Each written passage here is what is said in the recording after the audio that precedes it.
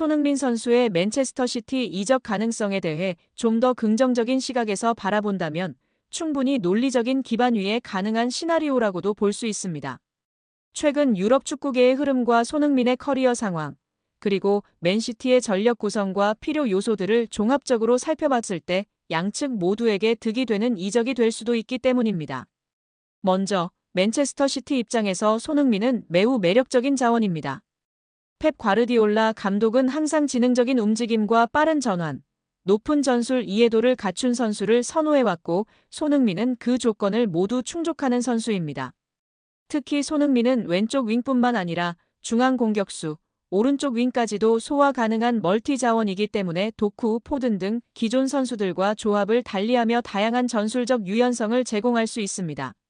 또한 해리 케인과의 호흡에서 보여주었던 연계 플레이 능력은 홀란드와의 조합에서도 큰 시너지를 기대하게 합니다. 이적료 측면에서도 희망적인 요소가 있습니다. 손흥민은 현재 계약 기간이 2025년까지로 알려져 있으며 만약 토트넘이 재계약에 소극적인 모습을 보이거나 손흥민 본인이 우승에 대한 강한 열망을 나타낸다면 구단이 그의 의사를 존중해 적절한 이적료의 협상에 나설 가능성도 존재합니다.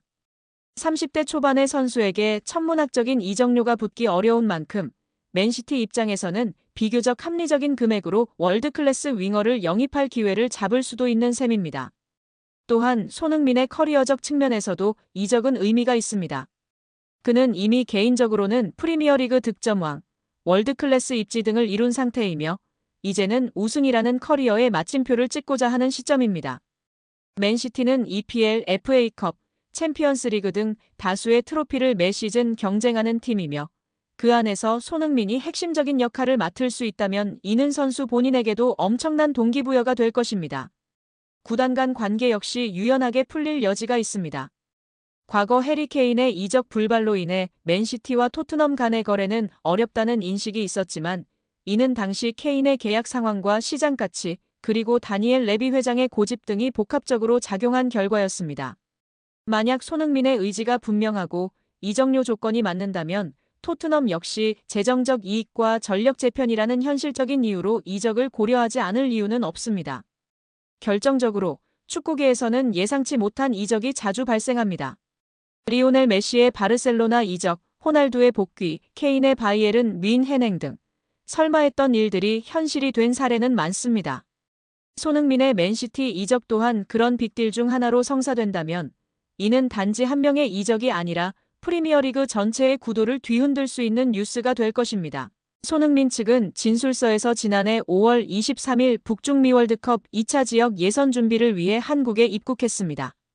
당시 양 씨와 손흥민은 교제를 이어오던 중이었는데 5월 31일부터 다음 날까지 양 씨와 만남을 가졌다고 합니다. 6월 2일 원정 경기가 열리는 싱가포르로 떠나기 전날까지 양 씨와 만난 걸 인정한 것인데요. 이때만 해도 두 사람의 관계는 좋았던 거로 보입니다. 이를 뒷받침할 근거는 언론 보도에서 찾아볼 수 있습니다. 당시 복수의 언론은 손흥민이 공항에서 출국하는 모습을 담아 팬들에게 전달했습니다. 이때 손흥민 왼쪽 손가락에 반지를 낀 모습이 포착됐습니다. 문제는 약 한 달쯤 지나 발생하였습니다. 손흥민 측은 한 달 뒤쯤 양 씨가 임신 사실을 알렸다며 이에 손흥민은 양 씨에게 대화를 제안했지만 양 씨 측은 금전을 요구한 채 만남은 거절했다고 밝혔습니다. 이 과정에서 양 씨는 손흥민의 아이를 임신했다면서 태아 초음파 사진을 보냈고 이후 손흥민으로부터 3억 원을 뜯어냈습니다. 손흥민 측은 양 씨의 허위사실 유포가 선수와 팀에 부정적인 영향을 미칠 것을 우려해 공갈, 협박에 응할 수밖에 없었다고 밝혔습니다. 양 씨는 3억 원을 받은 후 외부에 밝히지 않겠다는 취지의 각서도 작성한 것으로 알려졌습니다. 양 씨가 손흥민에게서만 돈을 받게 된 건 아버지일 가능성이 있는 두 남성에게 모두 연락했으나 손흥민만이 양 씨의 말을 들어준 것으로 전해졌습니다. 양 씨는 실제 임신 중절 수술을 받았고 초음파 사진 역시 양 씨의 것으로 확인됐습니다. 이에 손흥민의 아이가 아니냐는 주장이 제기됐지만 임신한 양 씨도 아이 아빠가 누군지 모릅니다. 앞선 20일 연예 매체 디스패치는 양 씨와 공갈 미수 혐의를 받는 40대 남성 용 씨의 대화 내용을 공개했는데요. 공개된 대화 내용에 따르면 용 씨가 근데 너 누구 애인지 정확히 알아? 라고 묻자 양 씨는 누구 애인지 제가 어떻게 알아요? 라고 답했습니다. 이에 용 씨는 그럼 2번한테만 가든가 1번한테만 가든가 한 명한테만 갔어야지라고 말했습니다. 여기서 말하는 1번은 양 씨가 손흥민과 같은 기간의 관계를 맺은 사업가 남성으로 2번은 손흥민입니다. 손흥민은 양 씨가 자신을 만나던 시기 동시에 다른 남성도 만난 것을 모르고 있다가 양 씨와 사이가 틀어진 용 씨를 통해 알게 됐다고 매체는 전했습니다.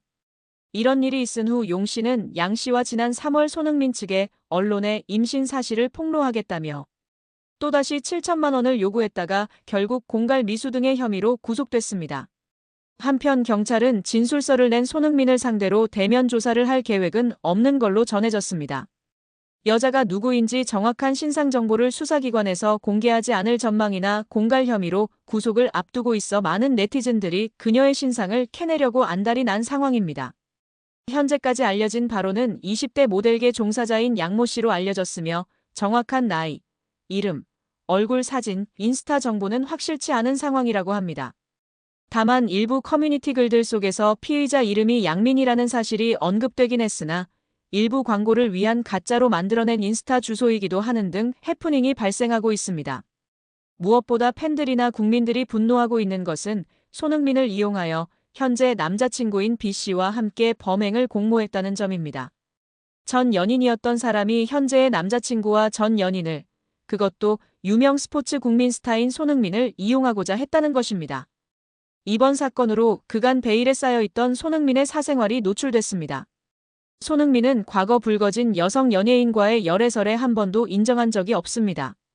2014년 걸그룹 멤버와의 열애설이 제기됐을 때 상대 측에서는 호감을 갖는 단계라며 조심스럽게 인정한 반면 손흥민 측은 이를 부인했습니다.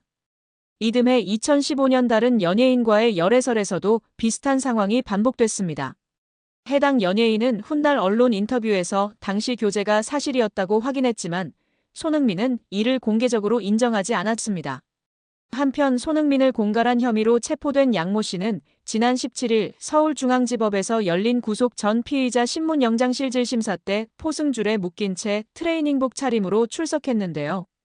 마스크를 썼으나 얼굴이 상당 부분 노출됐으며 몸매가 드러나는 듯한 모습도 포착되며 인권 논란도 일어나고 있는데요.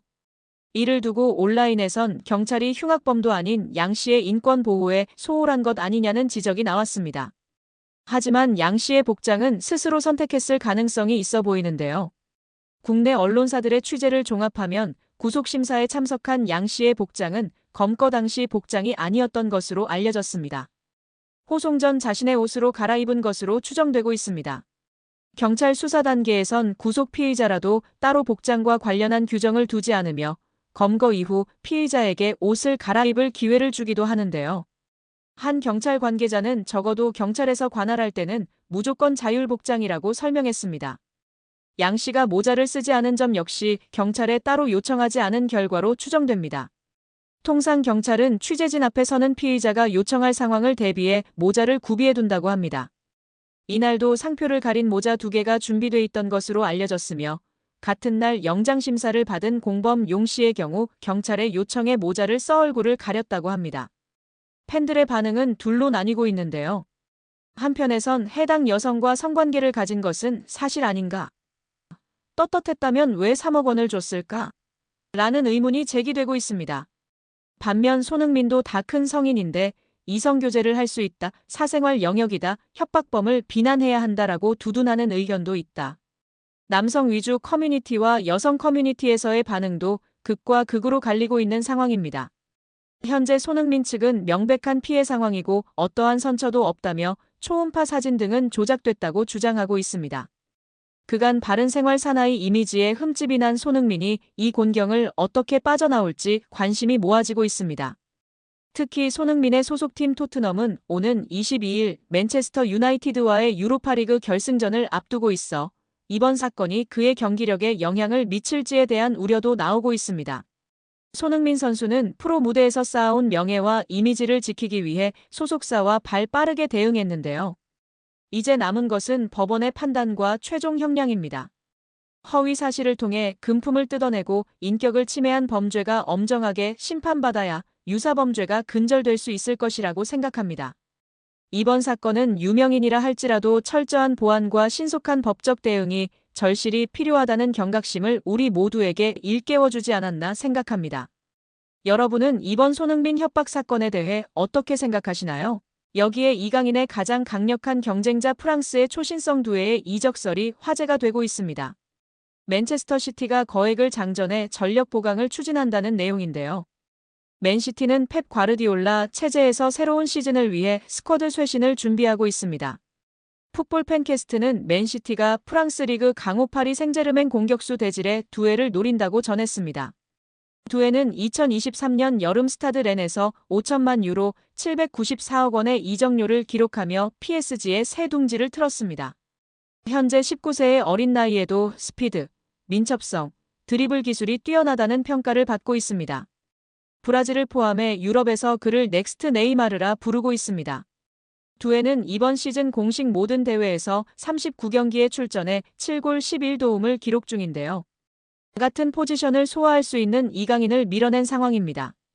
최근에는 네이션스 리그에서 크로아티아와 맞붙는 프랑스 대표팀에 처음 발탁되며 능력을 인정받고 있습니다. 매체는 맨시티가 이 젊은 재능을 확보하기 위해 9천만 유로 약 1,430억 원의 영입 제안을 준비하고 있다. 그러나 PSG는 두에를 미래 전력으로 간주하고 있어 방출에 소극적인 자세다. 그럼에도 맨시티가 포기하지 않고 계속 협상하기 위해 노력할 것이라고 전망했습니다. 만약 두에가 떠나고 이강인 잔류할 경우 주전 경쟁의 청신호를 켤 수 있는데요. 이강인은 최근 맨체스터 유나이티드 이적설, 에이전트 하비에르 가리도 메뉴와 미팅설이 돌았지만 이후 업데이트된 정보가 없는 상황입니다. 이강인은 현재 2028년 6월까지 계약 기간이 남아있는 상황입니다. 한편 매체는 맨시티가 올여름 이적 시장에서 다수의 방출을 준비하고 있다. 케빈 더 브라위너는 미국 메이저리그 사커 샌디에이고와 협상을 진행 중이며 마테오 코바치치는 아틀레티코 마드리드 이적 가능성이 부상했다. 이런 움직임을 통해 화보되는 자금은 두에 영입에 들어갈 것이라고 전망했습니다.